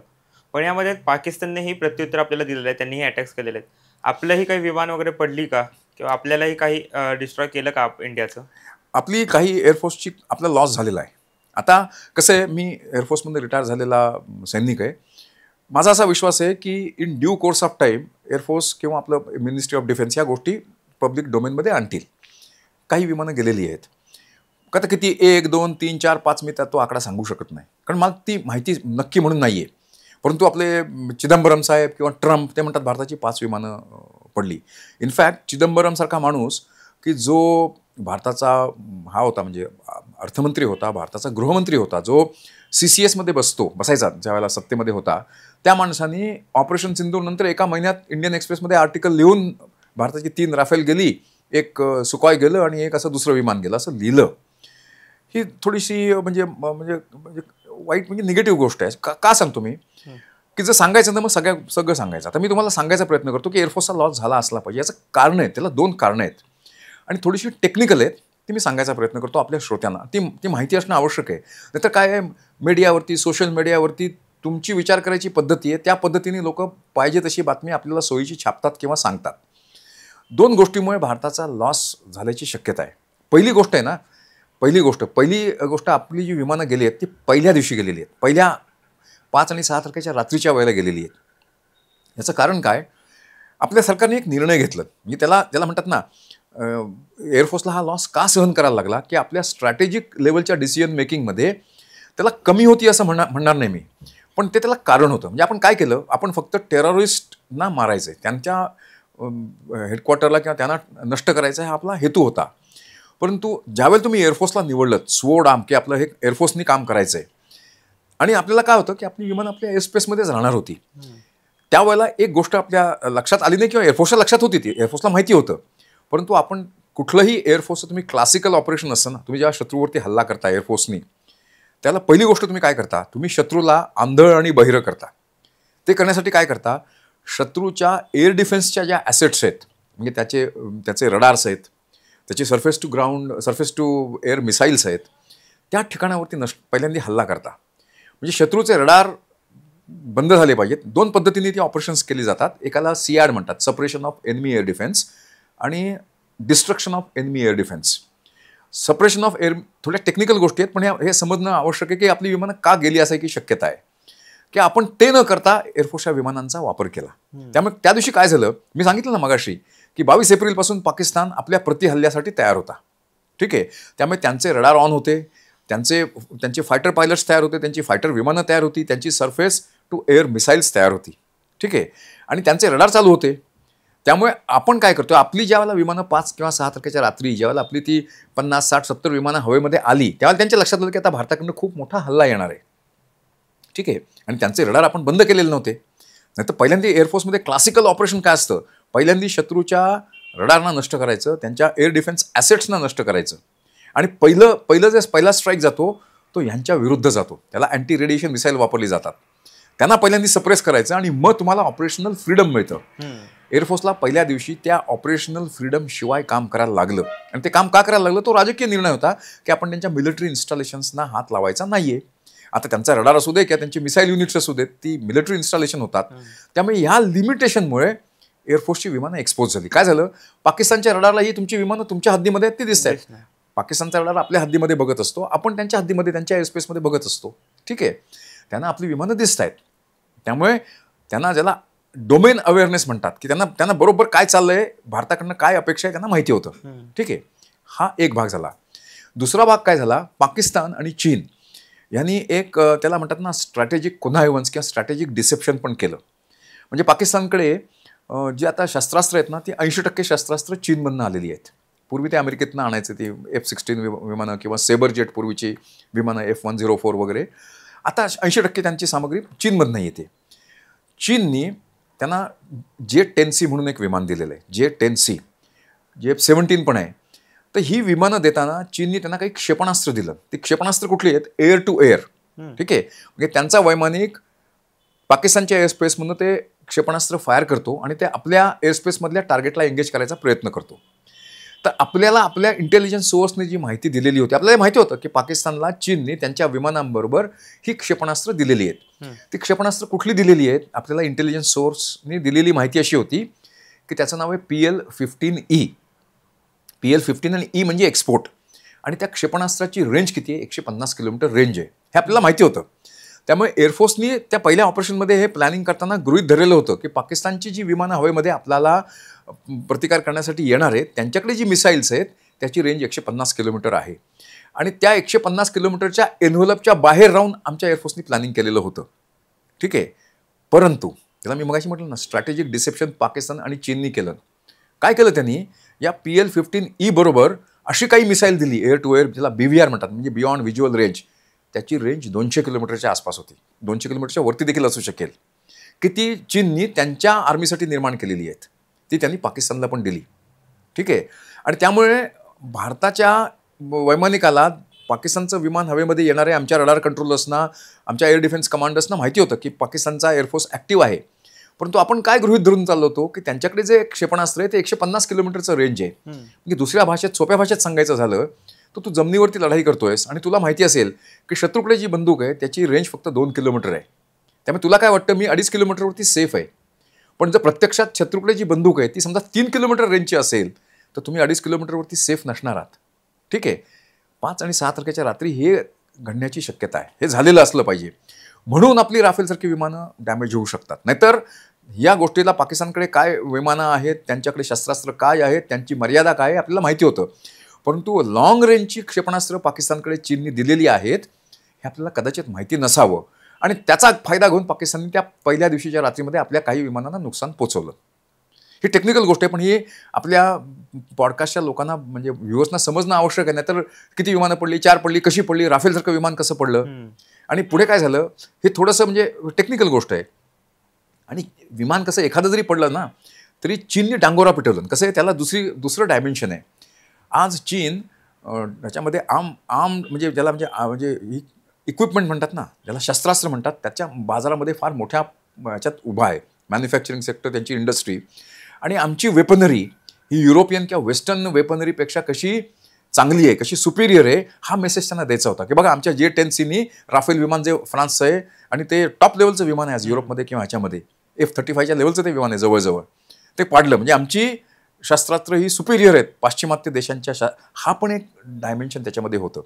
या ऑफ सिंदूरमध्ये भारताला म्हणजे आपण पाकिस्तानला योग्य तो धडा शिकवला आहे. तो 9-10च्या रात्री त्यांना आपण इतकं रक्तबंबाळ केलं आहे की ती जखम ते लवकर विसरणार नाही आहेत. परंतु आपल्याला 1-2 गोष्टींचं पण ध्यान ठेवलं पाहिजे भविष्यामध्ये. चीन आत्तापर्यंत ना पाकिस्तानला तात्विक, आर्थिक, मटेरियल लेवलला, राजकीय म्हणजे युनायटेड नेशनमध्ये प्रत्येक वेळेला पाकिस्तानच्या बाजूनी चीन उभा राहतो सिक्युरिटी काउन्सिलमध्ये. पण या वेळेला ऑपरेशन सिंदूरमध्ये ऑपरेशनल लेवलला चीन पाकिस्तानची मदत करत होता. यामध्ये भारताला थोडीशी धोक्याची घंटा आहे. म्हणजे पुढच्या वेळेला पाकिस्तानच्या बरोबर काही झालं, होणार आहे म्हणजे या गोष्टी घडत राहणार, ते थांबणार नाही आहेत. त्यावेळेला आपण चायना फॅक्टर म्हणजे चीनची मदत पण पाकिस्तानला असणार आहे, ॲक्टिव्ह मदत ऑपरेशनल लेवलला.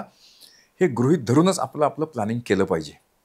म्हणजे ज्यावेळेला 9 आणि 10 तारखेला जेव्हा आपण हल्ला केला रात्री, त्यावेळेला चीनची सॅटेलाइट्स, चीनच्या इंटेलिजन्स ॲसेट्सचा वापर करून चीन पाकिस्तानला सांगतंय की भारत अशा गोष्टी करण्याची शक्यता आहे. भारताने इथे मोबिलाइज केलं नाही, भारताची या सेक्टरमध्ये तयारी चालू झालेली आहे. म्हणजे चीन आत्तापर्यंत बघितलं तर अगदी कारगिलच्या युद्धापर्यंत चीन काय करते, पाकिस्तानचा भारताला शह देण्यासाठी वापर करते. भारताने अमेरिकेच्या बाजूने जास्त जाऊ नये, भारताला इथे साऊथ एशियामध्ये एंगेज ठेवायचा. ह्याच्यासाठी चीनला आवश्यक असणारी आर्थिक मदत, शस्त्रास्त्रांची मदत आणि राजकीय मदत चीन पाकिस्तानला देत होता. पण या ऑपरेशन सिंदूरमध्ये ऑपरेशनल लेवलला चीन आला. कारण चीनच्या लक्षात आलं की जर आपण ह्यांना ही मदत नाही केली तर हे आणखीन मार खातील. चीनची जी सोफिस्टिकेटेड शस्त्रास्त्र पाकिस्तानने घेतलं आहे ती वापरायची पण अक्कल पाहिजे ना, ते वापरायचं स्किल पाहिजे. ते अजून यांच्याकडे नाही आहे.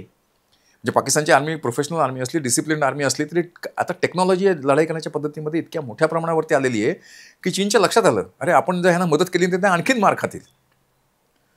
त्यामुळे त्या गोष्टीचा आपण ऑपरेशन सिंदूरमध्ये ह्या पण पैलूंचा विचार केला पाहिजे, लक्षात ठेवल्या पाहिजेत. म्हणजे एक ठीक आहे, आपल्या देशाने आपल्याला अभिमानाची गोष्ट आहे की पाकिस्तानला असा धडा शिकवला आहे की तो कितीतरी वर्ष विसरणार नाही. पण ह्याचा अर्थच असा नाही, कुत्र्याची शेपूट आहे ती वाकडीच राहणार.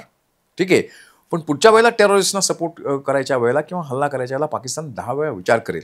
कारण भारताने सांगितले, मोदींचं जे डॉक्ट्रिन आलं आहे ना ते अतिशय क्लिअर आहे की आता याच्यापुढे आम्ही टेररिस्ट आणि टेररिस्टना सपोर्ट करणारे लोक यांच्यामध्ये फरक करणार नाही. म्हणजे आमच्यासाठी जसं इस्रायल मारतं, इस्रायलने काय केलं, इस्रायलने याह्या सिन्वारला उडवलं, इस्रायलने नसरल्लाला उडवलं. तुम्ही हमास, हिजबुल्ला किंवा इराणमध्ये जे दादा लोक बसलेले होते ना IRGCचे, तुम्ही सगळे लेजिटिमेट टार्गेट आहेत आमचं. तसं भारत आता करू शकतं की तुम्ही ह्याच्यापुढे असा टेररिस्ट हल्ला केलात उलटा सुलटा आणि आम्हाला हे करायला कॉर्नर करायला बघितलं तर आम्ही तुम्हाला काय उत्तर देऊ, त्याला आता सीमा नाही आहेत. त्यांनी सांगितलं की मी टेररिस्ट आणि टेररिस्टचे आका हा त्यांनी शब्द वापरला मोदीजींनी, फरक करणार नाही. आणि आता पाकिस्तानला त्याची जाणीव आहे, पाकिस्तानच्या जनरल्सना आणि फील्ड मार्शलला पण आता ती जाणीव आहे की पुढच्या वेळेला आपण जर उलटी अशी कारवाई केली उलटी सुलटी तर भारताचं प्रत्युत्तर ह्याच्यापेक्षा भयानक असणार आहे. आणि ही गोष्ट आता इमिजिएटली त्यांच्या विचार करण्याच्या पद्धतीमध्ये येणार नाही, परंतु त्याला आता सुरुवात झालेली आहे. आणि चांगली गोष्ट अशी आहे की भारतीय माणूस देखील आता डिफेन्सिव्ह. आता आपण कसं आहोत की हिंसा म्हणजे आपल्याला हिंसा आवडत नाही, म्हणजे शेजारी माझा हा आहे वगैरे, या गोष्टी ठीक आहेत, चांगल्या गोष्टी आहेत, म्हणजे चांगले विचार आहेत, अहिंसा परमो धर्म वगैरे. परंतु जर तुमच्या शत्रूला फक्त हिंसेचीच भाषा समजत असेल तर तुम्हाला हिंसेची भाषा बोलता आली पाहिजे आणि हिंसेची भाषा शत्रूपेक्षा चांगली बोलता आली पाहिजे. आणि ते मोदींनी ऑपरेशन सिंदूरमधनं पाकिस्तानला आणि जगाला दाखवलं. ओके, तर ऑपरेशन सिंदूरमध्ये आपण पाहिलं की आर्मी वगैरे सगळी लढली, ह्या गोष्टी माहिती आहेत.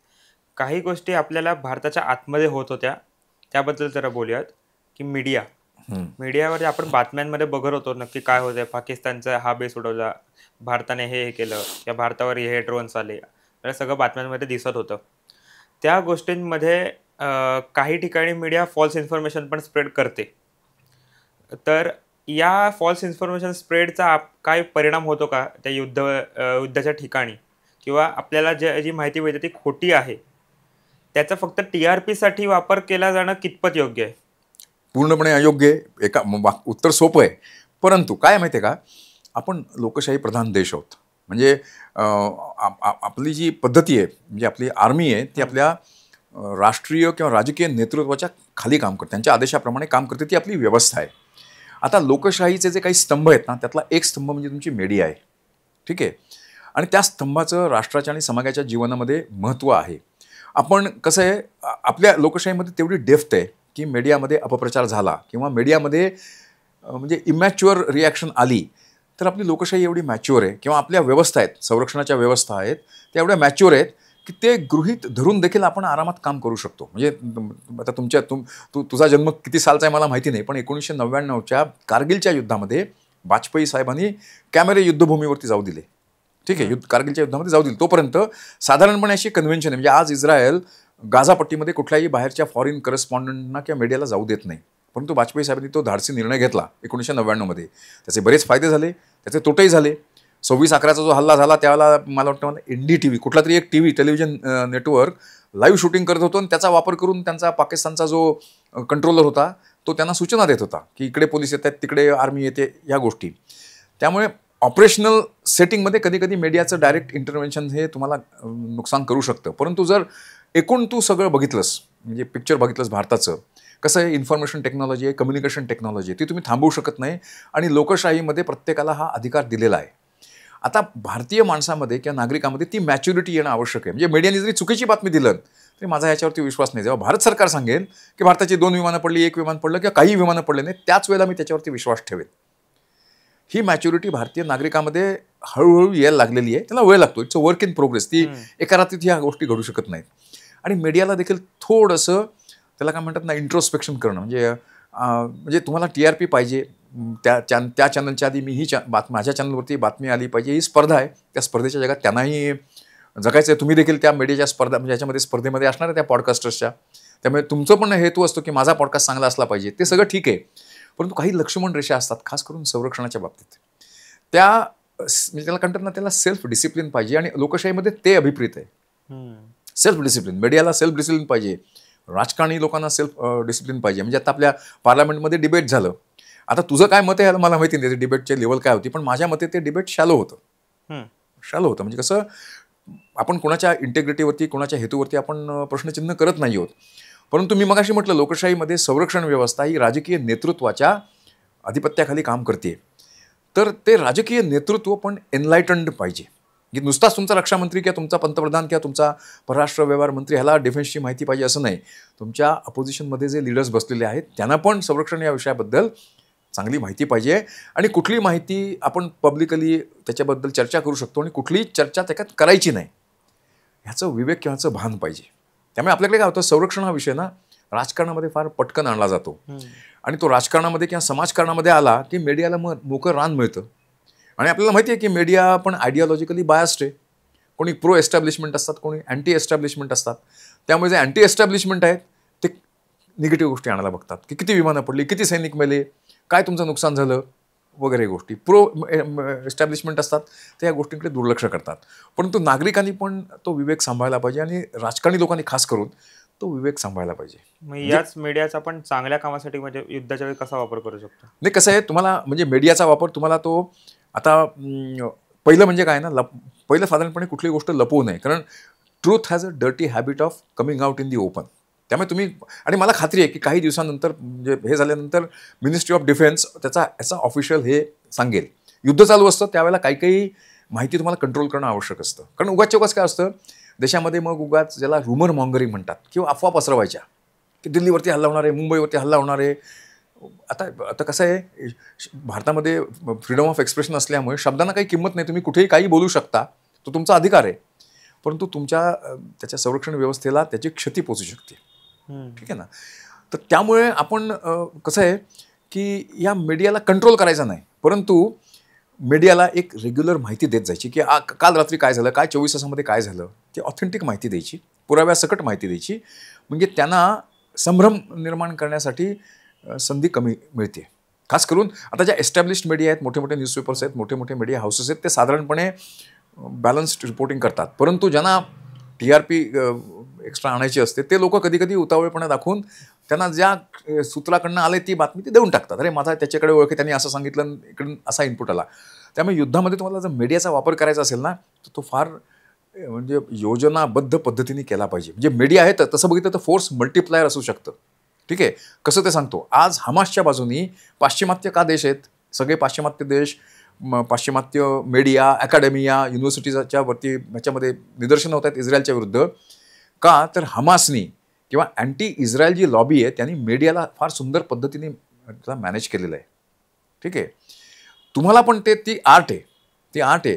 आत्ताचं जग कसं आहे, तुम्ही युद्ध करून ते युद्ध जिंकणं महत्त्वाचं आहेच, परंतु आम्ही युद्ध का केलं आणि युद्ध कसं जिंकलं हे देखील सांगणं महत्त्वाचं आहे. ठीक आहे, ऑपरेशन सिंदूरमध्ये आपण थोडे कुठेतरी कमी पडलो असं माझं प्रायव्हेट मत आहे. म्हणजे आपण सुरुवात एकदम उत्तम केली होती. आपण त्या 2 लेडी ऑफिसर्सना आणली होती ना. पहिल्या दिवशी जे ब्रीफिंग झालं ते एक आर्मी ऑफिसर, लेडी ऑफिसर होती आणि एअरफोर्सची आमची एक विंग कमांडर होती. ठीक आहे, त्यांना आणून आपण पहिल्यांदा देशाला ब्रीफ केलं. आपण काय दाखवलं की पाकिस्तान हा धर्मांध लोकांचा देश आहे, परंतु भारत हा सेक्युलर देश आहे, हा लोकशाही प्रधान देश आहे आणि आम्हाला काही लपवायचं नाही आहे.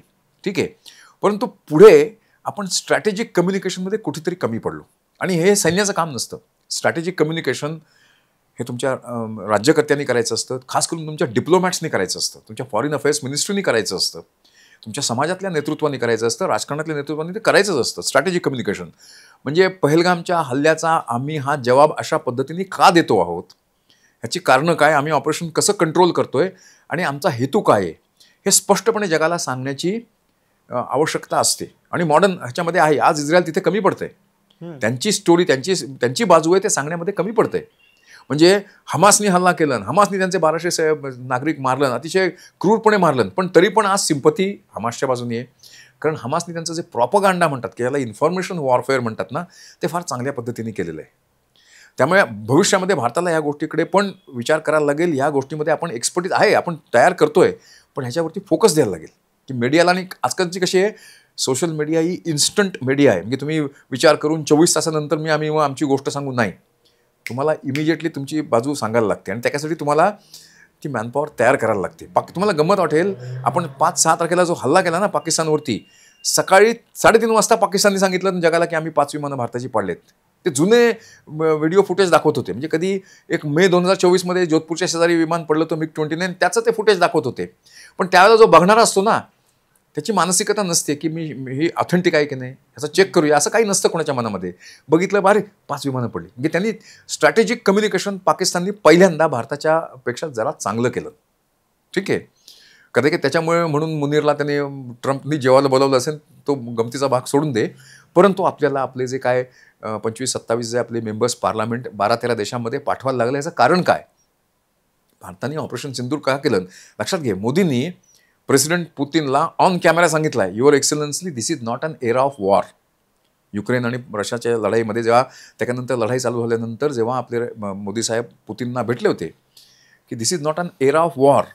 आपण इस्रायलला आणि ह्यांना पण सांगतोय, पॅलेस्टाईनच्या लोकांना पण सांगतोय, इराणला सांगतोय, युद्ध करू नका, युद्धाने कुठलाही प्रश्न सुटत नाही. मग असं असताना तुम्ही ऑपरेशन सिंदूर का करताय? मग तुमची बाजू आहे ती सांगायला पाहिजे जगाला की बघा, आम्ही 1989 पासून यांच्या टेररिझमला झेलतो.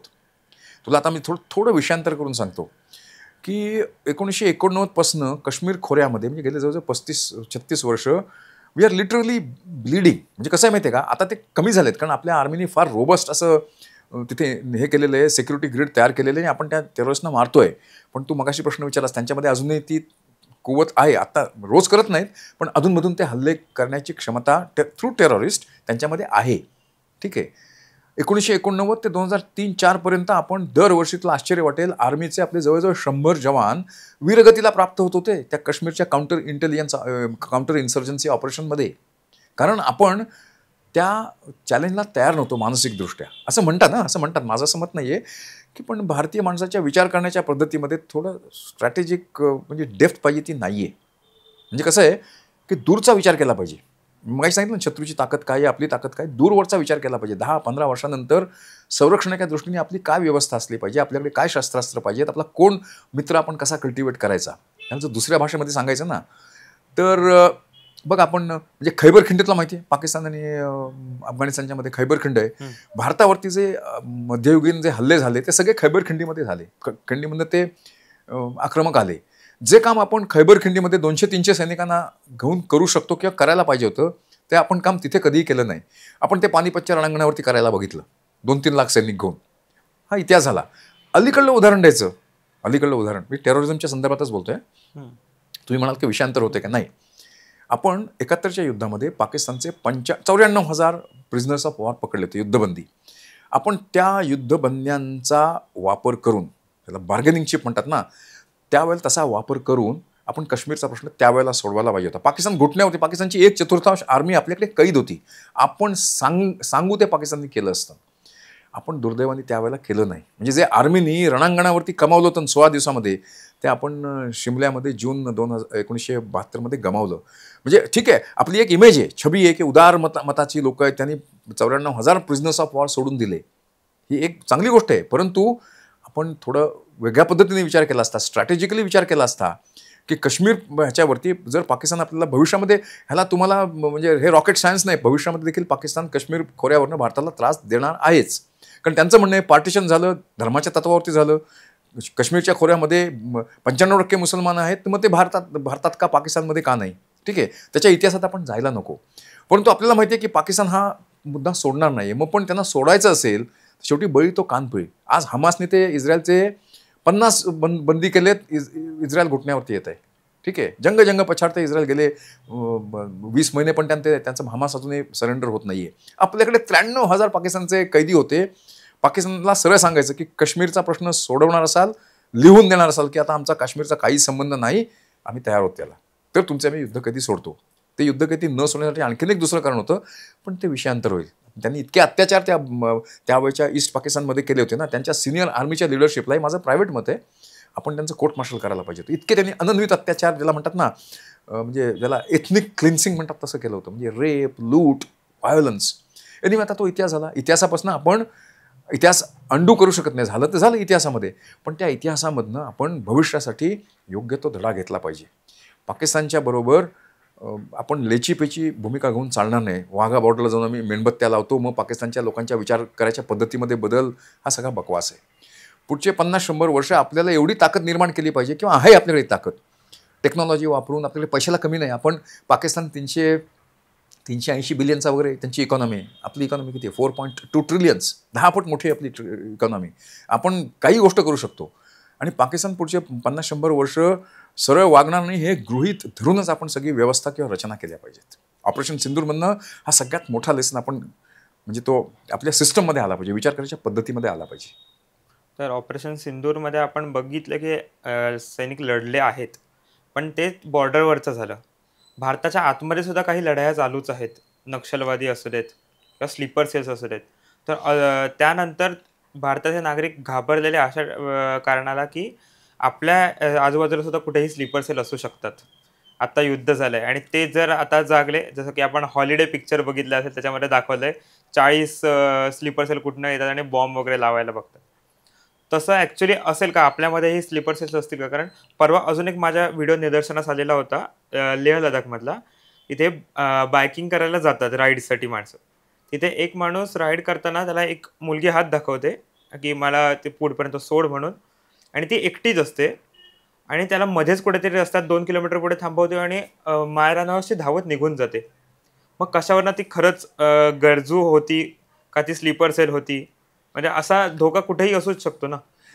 कसं आहे, हा तुझा प्रश्न आहे ना, थोडा म्हणजे याच्यासाठी हा वेगळाच विषय आहे. म्हणजे तुम्ही कसं आहे, संरक्षण ही व्यवस्था नाही, फार व्यापक व्यवस्था आहे. एक संरक्षण तुमचं सीमेवरती असतं, परंतु तुमच्या देशाच्या अंतर्गत देखील तुम्हाला सावधान राहणं हे अत्यंत आवश्यक असतं, खास करून लोकशाही प्रधान देशांना. कारण आपल्याकडे स्वातंत्र्य आहेत सगळ्यांना. आपला इतिहास मी सांगितला, आपला इतिहास आहे, भारताचा जो मध्ययुगातला इतिहास आहे, तो इतिहास आपण अंडू करू शकत नाही. आपले म्हणजे पहिले CDS बिपिन रावत साहेब ते म्हणायचे, जनरल बिपिन रावत ते म्हणायचे की भारताला 2.5 फ्रंटवरती लढाई करायची तयारी ठेवली पाहिजे. पाकिस्तान, चायना आणि इंटरनल एनिमीज भारताचा इतिहास बघितलास, परत दुर्दैवी इतिहास आहे. पुष्कळ वेळेला किल्ल्याची दारं आपल्याकडनं आतनं उघडली गेलेली आहेत.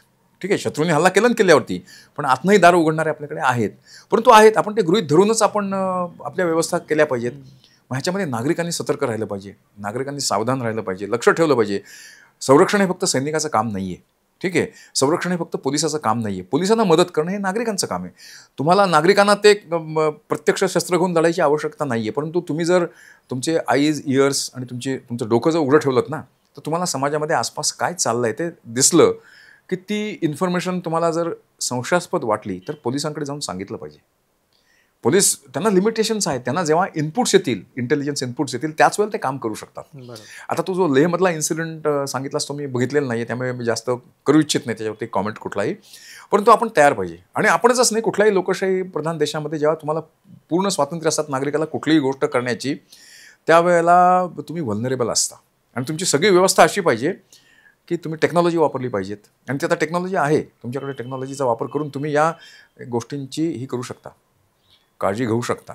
आणि सतर्क राहणं म्हणजे असं म्हणतात ना की price of freedom is eternal vigilance. तुम्ही फक्त युद्धाच्याच वेळेला सावध आहात असं नाही, तुम्हाला शांततेच्या काळामध्ये जास्त सावध राहिलं पाहिजे. आणि हे प्रत्येक नागरिकाचं कर्तव्य. आणि तुम्हाला आउट ऑफ वे जाऊन करायची काही आवश्यकता नाही आहे. तुम्ही तुमच्या प्रोफेशनमध्ये, म्हणजे आता आपण थोडा मी तर त्याला डायव्हर्ट करतो. तू म्हटलास ना की इंटरनल एनिमीज आहेत का? आहेत.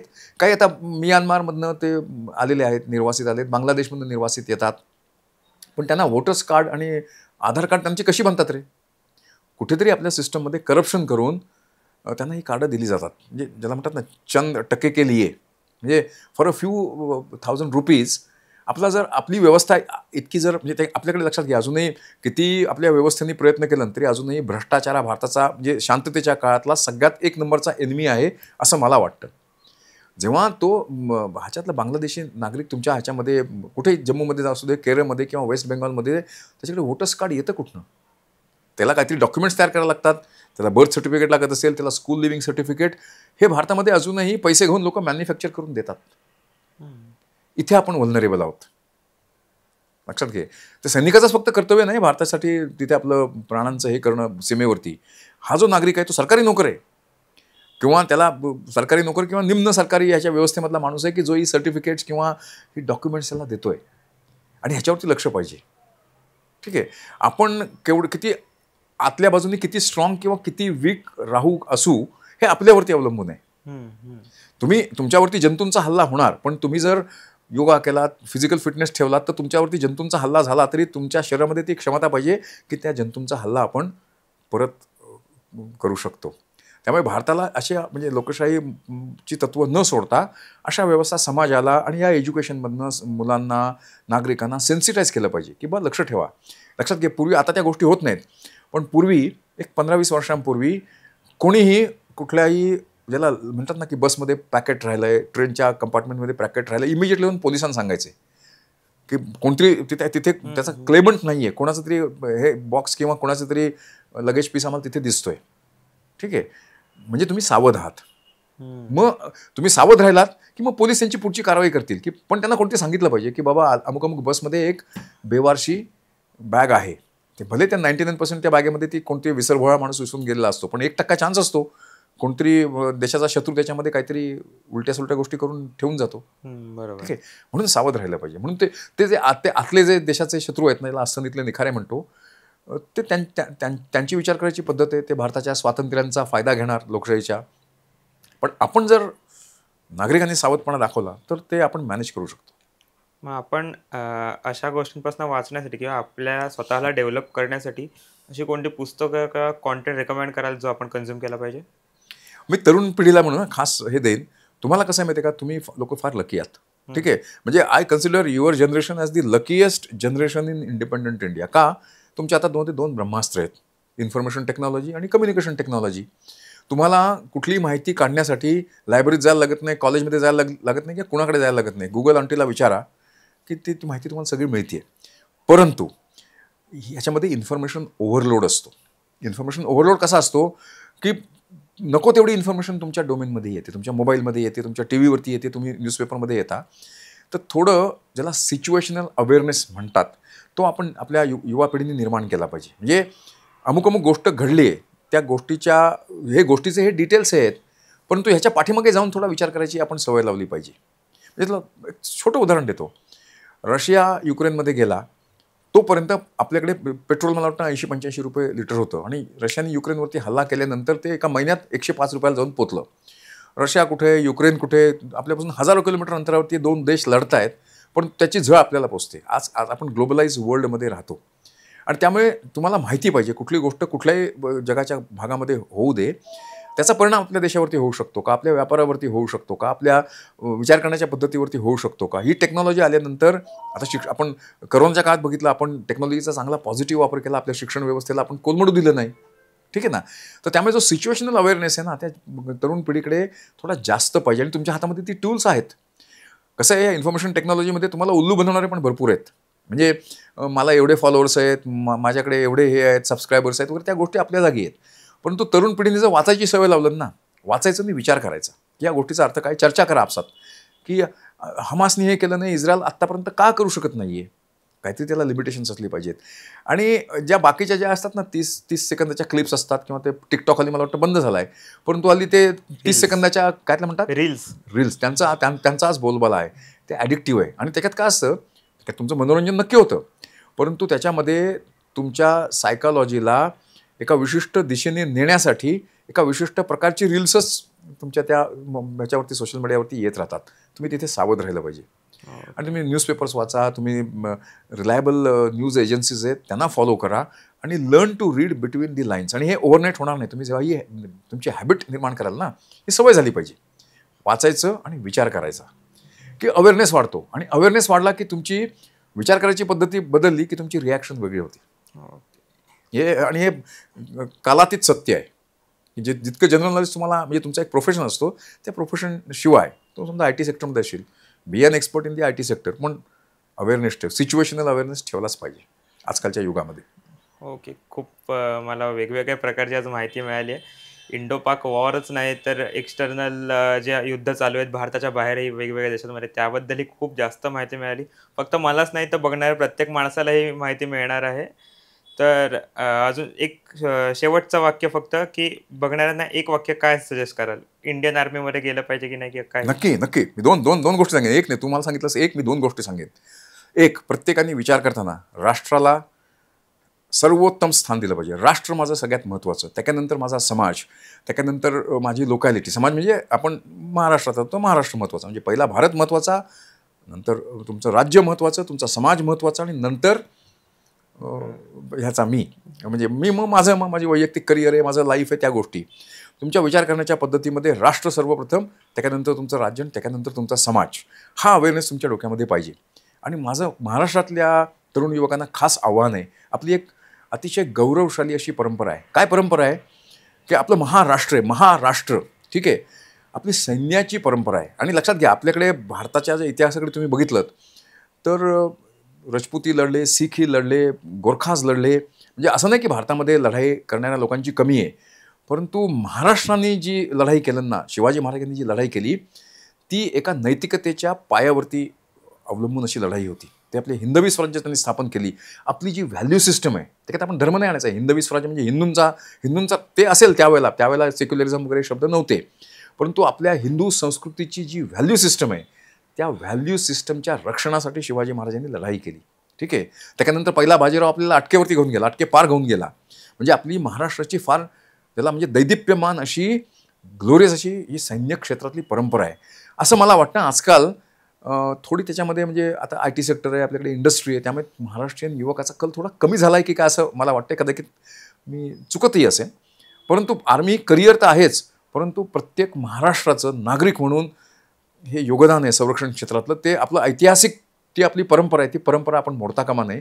हाच माझा संदेश आजच्या युवा पिढीला असेल. ओके, धन्यवाद. तुम्ही आपल्या पॉडकास्टमध्ये आलात. आपण नक्की परत भेटू या पॉडकास्टमध्ये वेगळ्या प्रकारची माहिती घेऊन. जय हिंद. थँक्यू. जय हिंद.